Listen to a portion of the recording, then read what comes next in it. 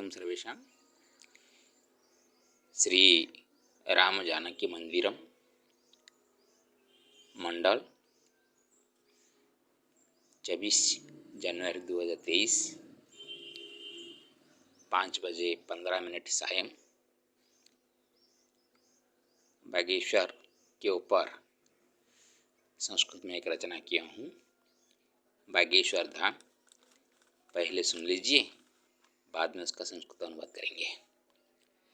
बाणिना कथितं सत्यं मनसा चिन्तितामृतं चात्मना दर्शितं सत्यं बागेश्वरेण कथ्यते। गीतोपदेशतथ्येन गीयते प्रभुनामृतं गर्भाहंकार विमुच्य बागेश्वराश्रितो भव। स्वसूर्यागमनेनादौ स्वकर्मानुगामी भव। स्वभविष्यस्ति कराग्रे बागेश्वरात् किमच्छसि। रावण पंडितो ज्ञाता सीतापहृतकारणं रामेण निहतो जाज्ञतो बागेश्वरे पुनः कथम्। धारया वहति चाप नद्यम्बुकर्ममार्गिणा धारया वर्षति वृष्टि बागेश्वराय धर्मतः। मरणाज्जीवनं श्रिय जीवनात् कर्मजीवनं मरणं जीवनं मध्ये बागेश्वरस्य पूजनं। वाग्नाम वचनं सत्यं मीश्वरो नाम सुन्दरं धामो यत्र वसे शम्भु बागेश्वरेण भासितं। बाबाधीरेन्द्रकृतेन भविष्यफलवाचनं वैरूप्येण यदिचोक्तं चान्धजनिस्तदादृतं। विना रोगप्रतिकारी कश्चिदपि भवेन्नहि भावाश्रितेन कालेन जनसामर्दपीडितः।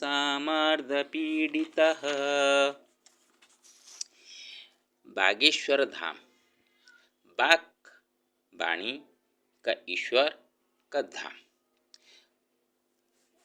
पहले बाबा के बात में बता देते हैं। बागेश्वर धाम बालाजी हनुमान बोलते हैं।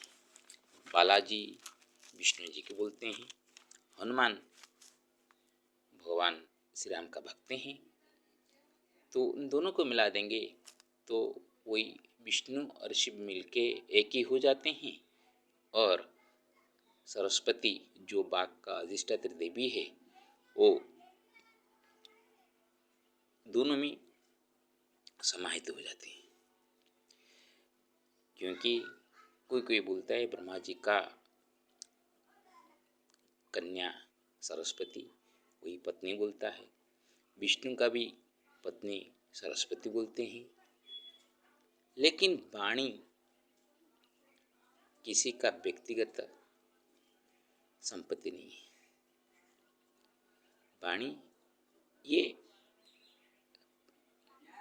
जन्म से पहले स्त्रीकृत हो जाता है। कोई कितना लेगा कितना पाएगा, सब कर्म के अनुसार ही बंधित है। जैसा करेंगे वैसा भरेंगे। कभी कभी हमारा जीवा वगैरह सही होते हुए भी बात नहीं कर पाते, कंठ काम नहीं देता, क्योंकि हम जिस कंठ पाए हैं उसको सही सही रास्ते में काम में न लाएं, दुरुपयोग करें, वो ही कर्म का फल हमारे लिए अभिशाप बन जाता है।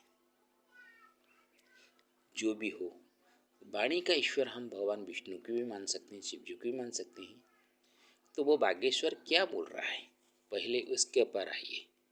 हम बोलते हैं बाबा जी कुछ चमत्कार दिखाते हैं और कुछ पर्चियाँ लिखकर सत्य बातें बता देते हैं। किसके आधार पर? वाणी का जो ईश्वर है उनके आधार पर। वो अपना कुछ नहीं करते। हाँ, वो सही है गलत है उसके ऊपर थोड़ा सा आलोचना करें। वाणी न कथितं सत्यं मनसा चिन्तितामृतं चात्मानदर्शितं सत्यं वागेश्वरेण कथ्यते। वाक रूपक ईश्वर के माध्यम से कहा गया है कौन सी चीज? 3 चीज देखिए। हम उनका बातों को पहले देखते हैं वो क्या बोलते हैं, उनका बोलने का ही सही और गलत को हम पकड़ लेते हैं, क्योंकि हम जिसके लिए गए हैं वो हमारा सही होना चाहिए। सही नहीं होगा हम क्यों उनके पास जाएंगे? तो हमारा कुछ बातें जो घटी हुई है और कुछ घटना घटने वाली है तो उसके ऊपर वो बताते हैं। वो पहले जो घटी हुई है वो सही है गलत हम परखते हैं। परखने के लिए वो उनका बात सही है तो हम मानते हैं उनका मन भी सही है, अमृत की तरह है। जिनका मन में अमृतत्व हो और आत्मा में सही सही सत्य देखा हो तो जाके मुख में निकलता है। पहले आत्मा को बोलना चाहिए था, लेकिन हम जो कि आँखों के सामने देखने वाले हैं, इसलिए आँखों में हम कोई बोलता है देखते हैं, उसका आत्मा को नहीं देखते। इसलिए मैंने पहले वचन को लाया। जब तक हमारा वचन सत्य नहीं है, हम दूसरों को झूठा कहने से हमारा लाभ क्या मिलेगा? मैं अंग्रेजी में रचना तक क्या उसमें बताया, एक दिन ऐसा हो जो कि आपने एक दिन भी झूठ नहीं बोलो। 14 साल आप सच बोलने का प्राण कर दे तो आप भी जो बोलेंगे बागेश्वर बाबा से भी ज़्यादा अच्छा बोलेंगे। यही सत्य था। और जब वो सत्य आपको पा लेने के बाद आप उसका दुरुपयोग करेंगे तो वो आपसे घटता जाएगा। यही सत्य था। गीतोपदेशतथ्येन गीयते प्रभुनामृतं गर्वाहंकारविमुच्य बागेश्वराश्रितो भव। वो वाणी रूपक जो ईश्वर है उनके आश्रित में पहले जाइए। जो कि गीता के उपदेश में जो श्री कृष्ण ने भगवान अमृत वाणी बता दिए है ना, उससे तो बड़ी बात और कुछ नहीं हो सकता। वो आगे क्या क्या होने वाला है उसका भी संदेश वहाँ छोड़ डाल रहे हैं। हम माया में ग्रसित होकर कुछ पैसा के लिए कुछ धन के लिए आपस में झगड़ा करते रहते हैं, वैरता बढ़ाते रहते हैं। इसी कारण हमारा दुख बढ़ता है। बेवजह झगड़ा करते हैं, बेवक्त सज्जा त्याग करते हैं, खाने का ठिकाना नहीं रखते हैं, समय का सदुपयोग नहीं जो करते, इसीलिए ये सभी दुख हमको झेलना पड़ता है। मैं बार बार ये बात बताता हूँ कि माँ की जंघा हमेशा बच्चे के लिए शुभंकर है। फिर भी जो स्वार्थी मनुष्य अपने दूध दोहने के लिए वो बछड़ों को लेकर गाय के पैर में बांध लेता है। ये कभी कभी हो जाता है। उसको किसको दोषी मत बोलना नहीं चाहिए। वो सभी कर्म के ये अनुसार बंधन में बंधे हुए हैं। हाँ, उससे छुटकारा पाने के लिए हम कोशिश कर सकते हैं। स्वसूर्यागमनेनादौ स्वकर्मानुगमी भव स्वभविष्यास्ति कराग्रे भागेश्वरात् किम इच्छसि। वाणी का दाता जो ईश्वर है भगवान, आप क्या चाहते हैं उनसे? काल के बारे में जानना? अरे काल सूर्य उगने से पहले आप जो कर्म किए हैं ना, उस कर्म को तो छोड़े हुए कर्मों को आगे बढ़ाइए। कर्म अपने आप मिलेगा, आपका साथ ही है। हाँ, काल क्या भविष्य होगा ये तो आपके हाथ में ही है। सभी बोलते हैं, ये भी बोलने वाली ये बात है, लेकिन कभी कभी ऐसा भी होता है आप काम करते हैं लेकिन तनख्वाह नहीं मिलती, 3 महीने के बाद मिलता है, 4 महीने के बाद भी मिलता है। आदमी दुखी हो जाता है। पैसा तो मिलेगा, तर्क क्या है? क्या पैसा नहीं मिलता है? क्या मिलता है? हम देते नहीं, क्या देते हैं? क्या लाभ होगा? आप 1 महीना का तनख्वाह 2 महीने के बाद मिलेगा, उस वक्त कोई आपका गुजर जाए तो जो पैसा आपको ज़रूरत था वो तो काम में नहीं आया। ऐसा होता है। ये क्यों होता है? ये माया का प्रबल है। हम लोगों का बीच में लेन देन जो भाव है उसमें थोड़ा सा लोभ टिक के रहता है, इसलिए उसका फल है। और लोभ छोड़ देंगे तो हमको दुख नहीं लगेगा। जब तक खाना नहीं मिल रहा था मेरे को, मैं चल रहा था अपने इच्छा से चलता था। जब कुछ खाना मिल जाता है तो कुछ समय रुक जाता हूँ, थोड़ा सा आराम लेता हूँ।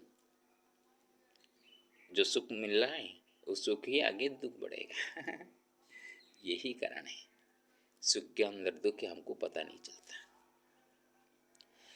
रावण पंडितो ज्ञाता सीतापहृत कारणम रामेण निहतो जातो बागेश्वरे पुनः कथम। हम वाणी के देवता के ऊपर इतना भरोसा क्यों करें?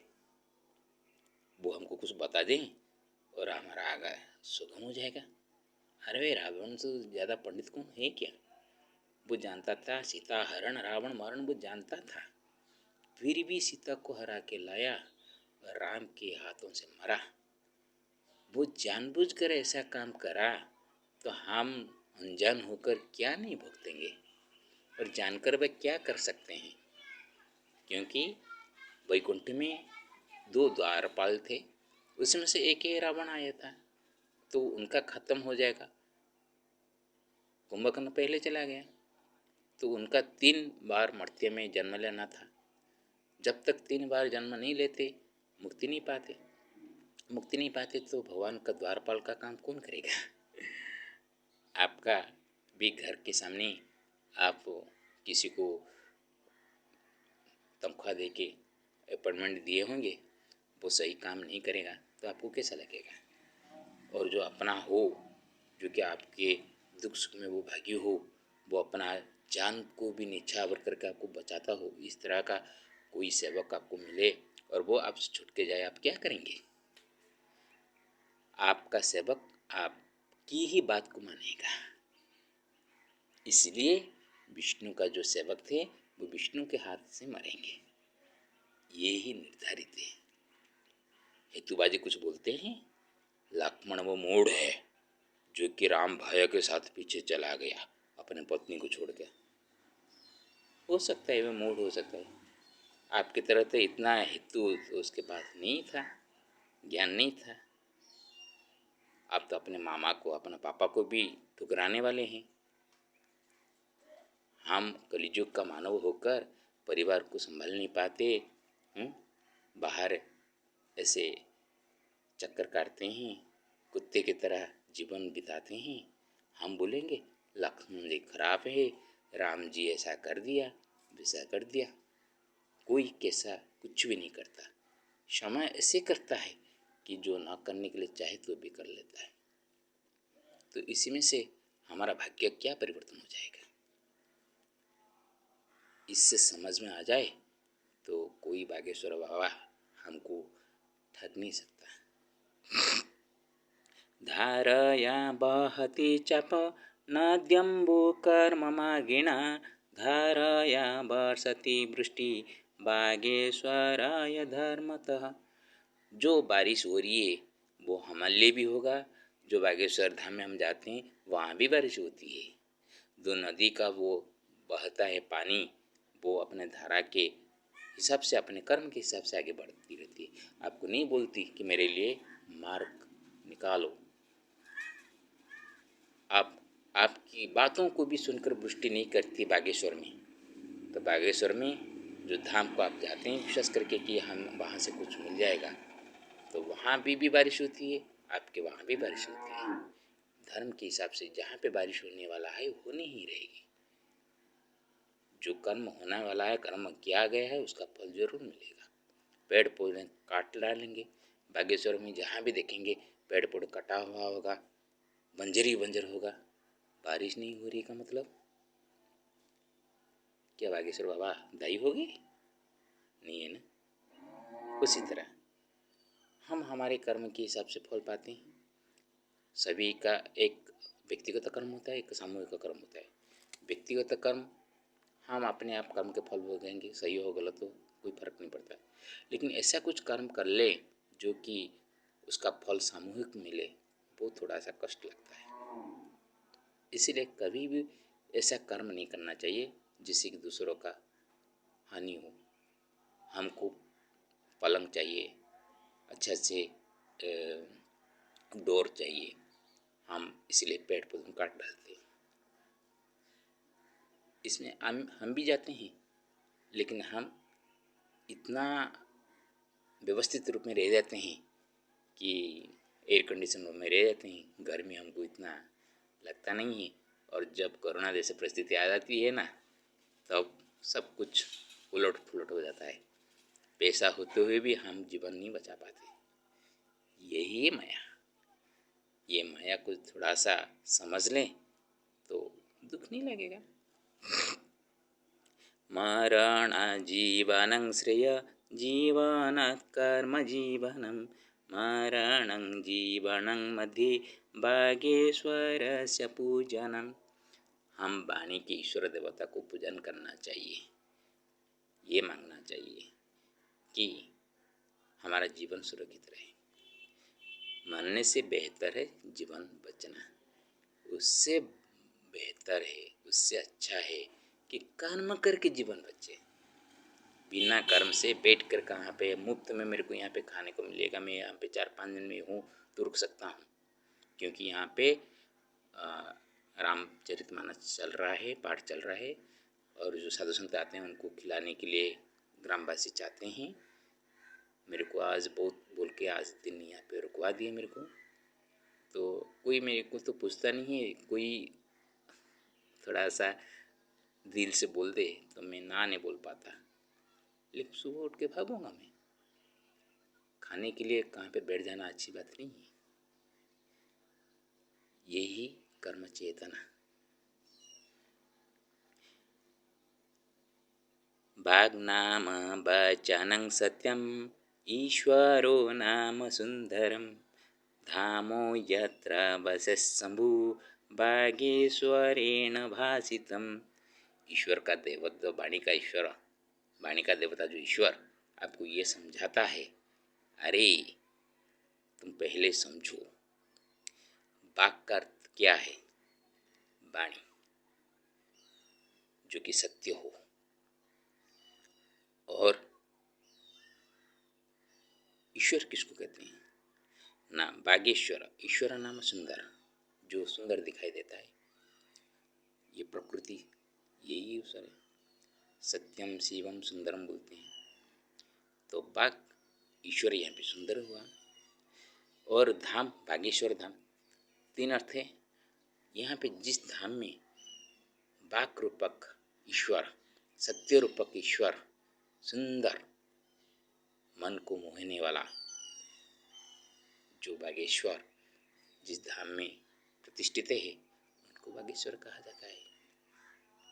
वो बालाजी हनुमान हो, स्वयं नारायण हो, लक्ष्मी नारायण हो, सरस्वती के साथ ब्रह्मा जी हो, जो भी हो, यहाँ पे ईश्वर के रूप में अधिष्ठान किए हैं। सत्य चलता है इसलिए।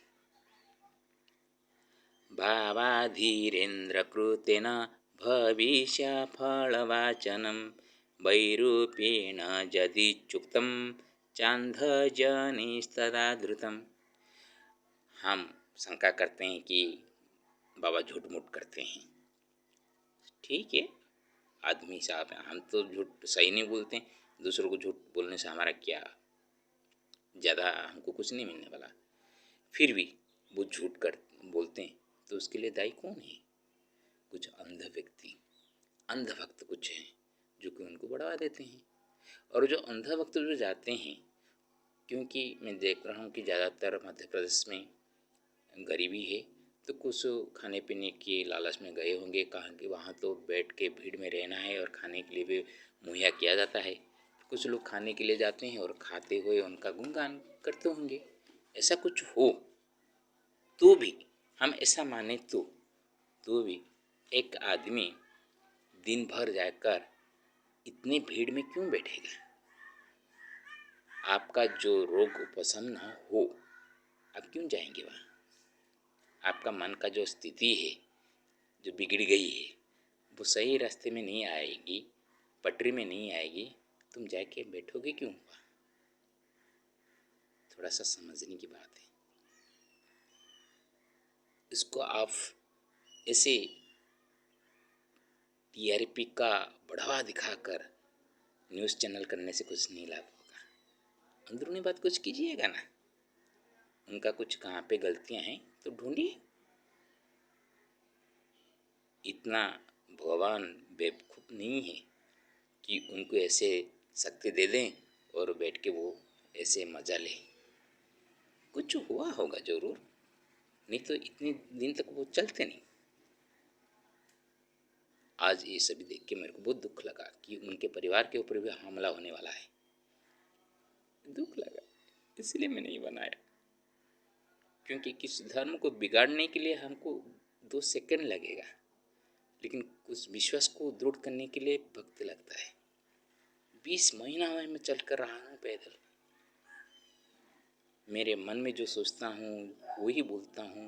मेरे आत्मा में भी विश्व कल्याण का चिंतन है। मेरे को तो भगवान कुछ नहीं देते, तो उनको कुछ मिला होगा तो वो कर रहे हैं। यहाँ पे कुछ झूठ मूठ है तो उसके दाई हम लोग ही है। हमको कुछ नहीं मिलता होगा तो हम खामखा क्यों उनका जसगान करें? बिना रोग प्रतिकारी कश्चिदपि भवेन्नहि भावाश्रितेन कालेन जनसमर्द पीड़ित। जनसमर्द, जन भीड़ में अपने को पीड़ा देकर कोई क्यों बैठेगा? वक्त खत्म करके, वक्त जाया करके। जो खाने के लिए चाहता होगा वो बात अलग है। जो पेट भरा खाना नहीं मिल रहा होगा वो जाके वहाँ बैठ गया, बागेश्वर बाबा की जय जय जय करके बैठा, और वक्त आने पर खाना मिला, आराम से खाया, फिर से बैठ के जयगान किया, वो बात अलग है। लेकिन बहुत अच्छे अच्छे लोग भी जाते हैं, कर्म करते हुए महिला भी जाते हैं, वो क्यों उनके पास जाएंगे? उनका कुछ लाभ नहीं हुआ होगा तो। इसलिए इस वीडियो के माध्यम से मैं सिर्फ इतना बोलना चाहता हूँ, न किसी को अंधविश्वास की तरह ग्रहण करना है, न किसी को बिना समझे उसको ठुकराना सही नहीं है। और जो चैलेंज देते हैं ना हेतुवादी, 5 लाख देंगे, क्या 5 लाख दोगे तुम? तुम्हारे पास कौन सा औकात है 5 लाख दोगे? तुम कितना कमाया तो तुम 5 लाख दे दोगे? 1 मिनट में भगवान चाहें तो 1 मिनट में ऐसा एक रोग आ जाएगा। मेरा एक भतीजा चला गया कैंसर में, तुम्हारा विज्ञान क्या कर दिया रे? 25 लाख मेरा भाई, बड़े भाई डॉक्टर उमाकांत मिश्र खर्च किए, वो बेटा जिंदा नहीं रहा। तुम लोग क्या कर दिया? ये बाबा झूठो मोटा है, तुम्हारा विज्ञान इतना सच्चा है? 25 लाख खर्च करने के बाद भी डॉक्टर लोग को उसको बचा नहीं पाए, और बोलते हो हेतुवादी। खाक में जाए हेतुवादी। मैं किसी को मानता नहीं हूँ, मैं किसी को बढ़ावा नहीं देता हूँ, मैं भी अंधे की तरह किसी को ग्रहण करना नहीं चाहता हूँ। मैं भी बागेश्वर बाबा के सपेक्ष में नहीं हूँ, लेकिन उनके विरोध में जाने से पहले कुछ तो समझ होना चाहिए ना। छोटे मोटे बातों को लेकर हंगामा मचाकर एक कुछ तो, क्योंकि इसमें क्या है कि धन की बात आ जाती है, इसलिए इसमें चलता है। वो किसी कुछ नहीं लेते और भिखारी की तरह लेते। हम जैसे भिखारी की तरह चलते हैं, हमको कोई 1 रुपया 2 रुपया देता है, हम पकड़ते हैं। ऐसा कुछ होता तो उनके पीछे कोई नहीं जाता, ना टीआरपी के बढ़ाने के लिए चैनल वाले जाते, ना कुछ होता। तो कुछ अंदरूनी पैसा आ रहे हैं वो तो बोलते हैं हम कुछ नहीं देते, निःशुल्क करते हैं, लेकिन वो जो भंडारे वगैरह के लोगों को खाने को देते हैं उसको कहाँ से आते हैं, वो अंदरूनी बातें हैं। तो इसीलिए भीड़ लग जाती है। बहुत कुछ कारण होते हैं, दोष दुर्बलता ढूंढते हैं तो बहुत दोष दुर्बलता हमारे सामने आ जाए, लेकिन क्या सही है उसको पकड़िए और संसार को कैसे आगे अच्छी तरह से विकास के मार्ग में बढ़ा सके उसके ऊपर चिंतन करना चाहिए। हरिओम तत्सत, हरिओम तत्सत, हरिओम तत्सत।